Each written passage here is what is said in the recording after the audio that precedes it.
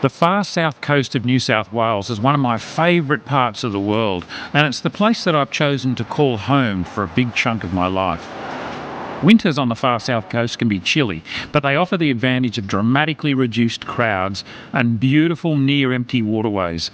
There are still plenty of fish to be caught in the cooler months too, if you know where to look. There are several great little systems like this within easy striking distance of Merimbula, and my mate Stuart Hindson knows them all intimately. Merimbula is Stuie's hometown, and it's also the base for his successful estuary guiding operation. Well, we're on one of Stuart Hindson's favourite little estuaries on the far south coast of New South Wales this morning. There'd be a dozen estuaries just like this one within an hour's drive of Merimbula where Stuart lives. But mate, it's an overcast, drizzly day in the middle of winter. It's pretty cool. What are we doing going soft plastic fishing here? Well, mate, yeah, winter surprisingly fishes quite well on the south coast, mate. It's just a different technique and different species that we actually target. Today we're going to do some fast water channel techniques, and mainly targeting the pelagic species, you know, your salmon, tailor, trevally, the outside chance of a snapper and a brim. But more looking for those cooler water species, and you know, it still fishes well during the winter time, you know. Okay, so we're going to head down into the entrance channel where the tide's running out fairly hard at the moment, and we'll see if he can live up to expectations. He reckons there's going to be a few fish down here. I've never fished this system before. Let's go. Okay, mate. This is a famous oyster producing area, and the oyster farmers are still hard at it even in the depths of winter. I don't know what you reckon, but that looks like pretty cold work to me.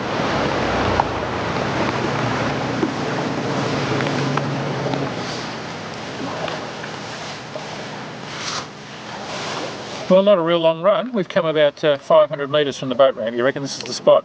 Mate, this is the spot to try first up, mate. We've got a nice run out tide, and just going by this little drop off that we've got here. Drops in about 5 or 6, 7 metres of water, and work this bank for about 100 metres, mate. We should be able to pick a few up. All right, let's get into it.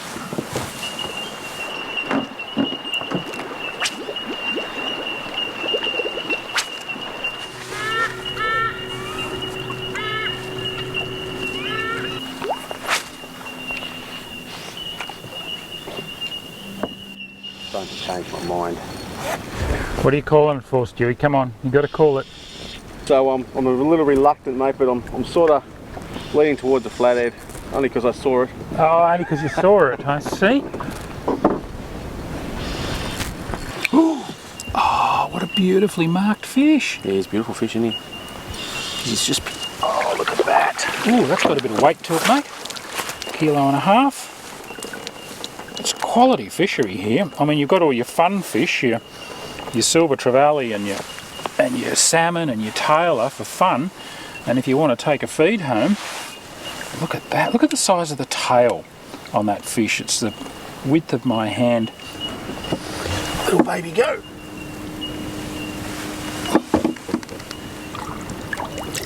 Ooh. It must be one of the things your clients love, is the fact that it's a bit of a lucky dip. Well, that's it, mate. You know, like, quite often you come down here, mate, and you're getting, you know, your 5 and 6 species. Oh, what's that? See that dark bit there? Oh, they might be blackfish. Oh, yeah, yeah. 2 big niggas there. Yeah. More than 2. There's 8 there. Just cruising along here, looking at the fish life in the water. Sometimes you even forget to fish. It's just so much life. This is what an estuary system should look like. All our estuaries up and down the east coast once had this many fish in them. This one's still commercially fished, but it's just such a healthy little estuary that there's still massive numbers of fish in here. It's not just the tropics, you know, where there's a lot of life in the estuaries. These southern estuaries are living ecosystems. Look at this.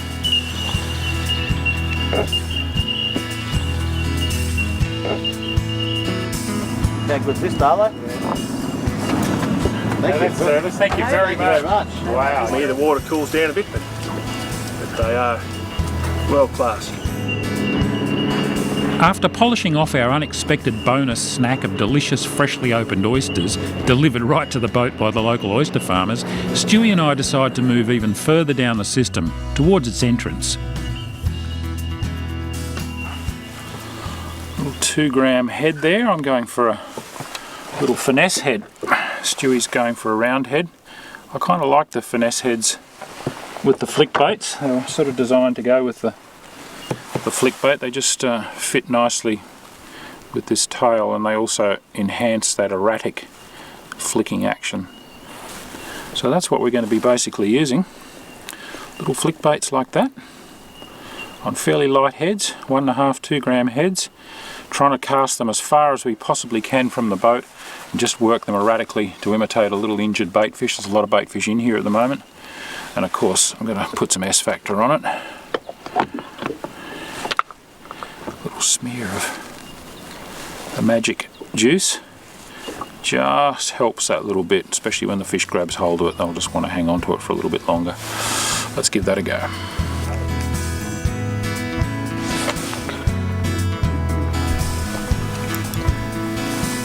Don't know what this one is. What you got there, Starlo?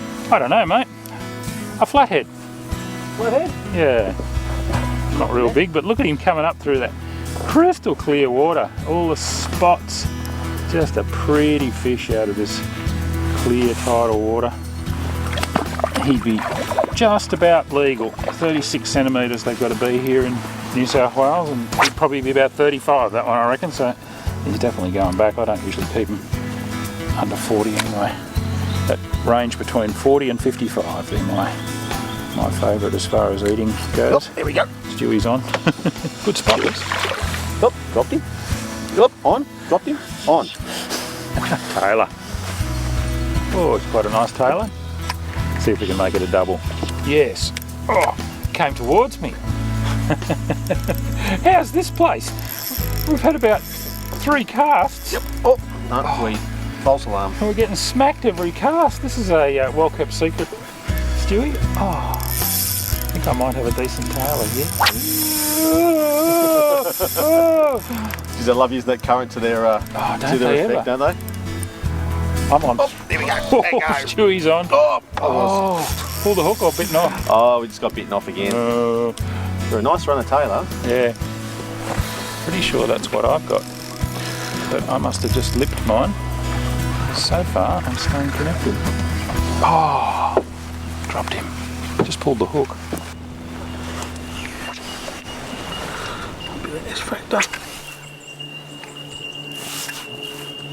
Righto, throw across the current and slightly up current. I've just got the electric motor ticking over just to hold our bow up into the current and just slightly slow our drift rate down, but mostly we're at the mercy of the current, and then it's just a matter of giving that little flick bait a nice enticing action, a few flicks and shakes of the rod tip, let it swing with the current.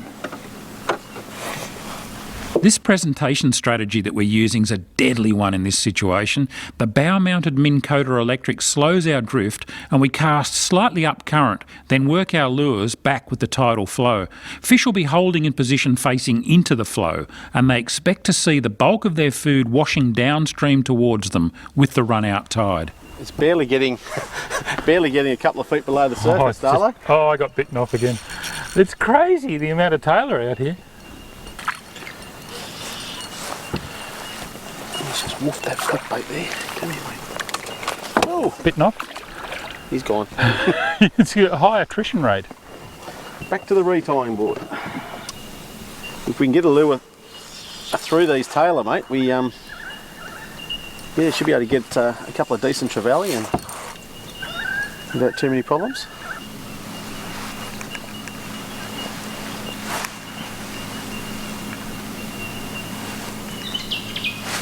Got him. Good fun.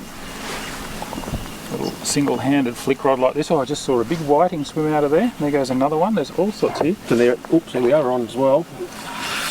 Quite often they're bigger fish too, mate. Yeah. The winter fish seem to be, very seldom would you get one under that 37 centimetre mark, which are pretty decent sort of whiting in anyone's books. Oh, I've got another tailor. And he hasn't bitten me off. I actually pinned this one on the outside of the head, so that's why he hasn't bitten me off yet. That line could easily cross back over across his teeth. Come on, matey.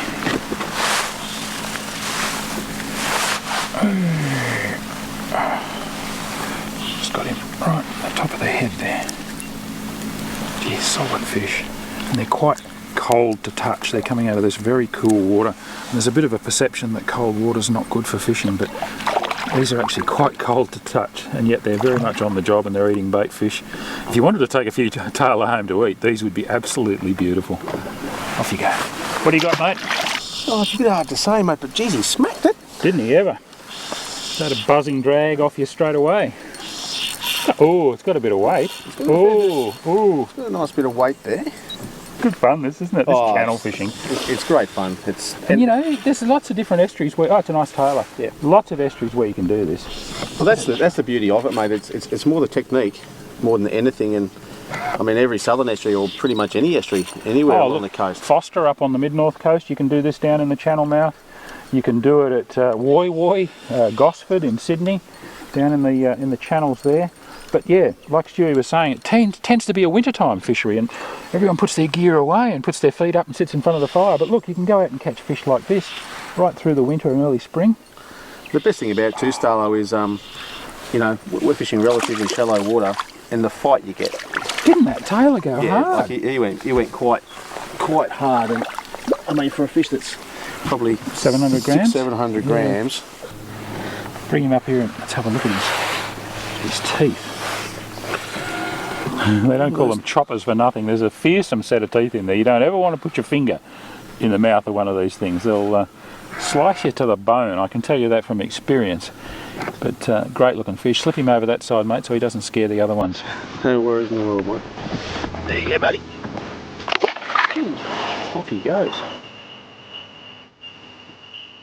Just saw, three small silver trevally chase Stuie's lure right to the surface. Mine was right behind here, so I just dropped it down, went twitch twitch as they turned around and swam back, and I'd say that's what's grabbed it. They weren't real big trevally, but on light tackle they all give a good account of themselves. Fairly open water out here, you can fish fairly light. There's some oyster covered rocks and things sticking up, so you just want to be a bit careful. Ooh. A little bit of a go there, mate. Yeah, he's going alright. Don't be afraid to stick the rod tip in the water just to clear the hull and the electric motor. Here he comes. Yeah, it's a trevally. Even he gave a really good account of himself. Aren't they pretty fish? You can see the vertical bars on him there where he's lit up. Part of the vast trevally clan. The silver trevally extends all the way from southeastern Queensland right down into Tasmania, through Victoria and South Australia and up into Western Australia, up about as far as probably Geraldton or Shark Bay. Sambo. Double, mate. Oh, they all came up on the lures, and we got a double hook up. We saw bait getting smashed here as we were drifting down, and Stuie said they're probably big tailor or salmon. I think they might be salmon. The fact that neither of us has been bitten off yet, it's a fair indication they might be. They're not huge fish, but again, on this brim tackle, I'm on 3 pound line here. What have you got, a 4 pound leader or a 6 pound leader? Oh, I actually went up to 8, mate, because I was getting sick of getting smoked.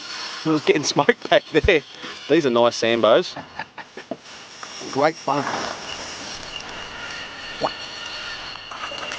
I think that answers the question as to what was busting up on the bait. Got a little bit of a better idea, I think, there.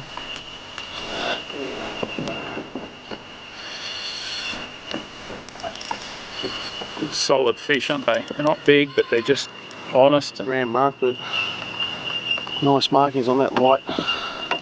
Aren't they pretty at that size? The spots Oh, they're gorgeous little fish. really show up on them. I don't know what you saw, mate, but I think I saw a couple of bigger ones. Oh, still fighting right till the last. I'll just get his head up for you, mate. Thank you. And there he is, little Australian salmon. Probably not even as big as Stuie. He's about 800 grams or so. Pristine area like this. Fishing doesn't get too much better. I'll get him back in the water.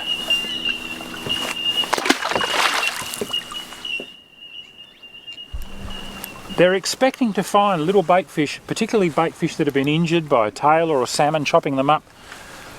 Those fish drop down through the water column. They don't have much action, they just flutter down and fish pick them up. And that's exactly what this fish has done.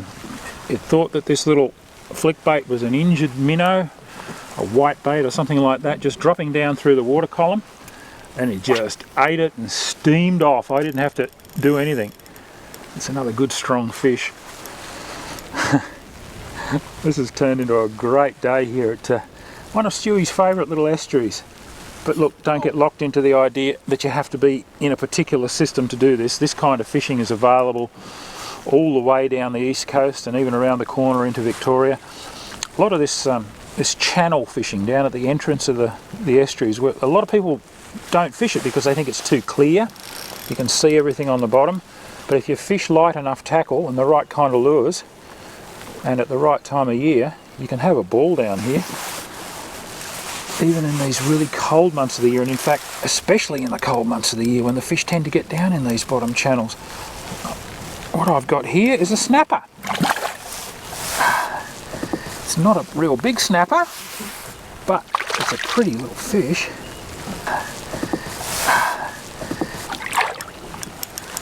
Oh, that's it.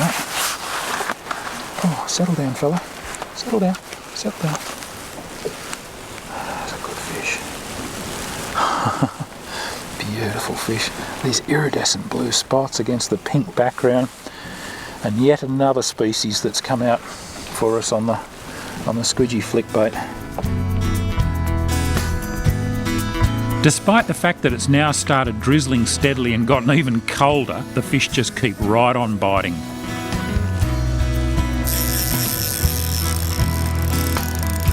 They just never say die, do they? You're darn right, mate, and it's not getting any drier. Are you dropping a few hints that it might be time to head home, mate? We've had a couple of great hours on the water, but with this lovely trevally safely in the net, I think I might have to agree with Stuie that it's time to head home. We caught all our fish on squidgy flick baits in a couple of sizes and colours, matched to squidgy jig heads from 1 to 3 grams in weight.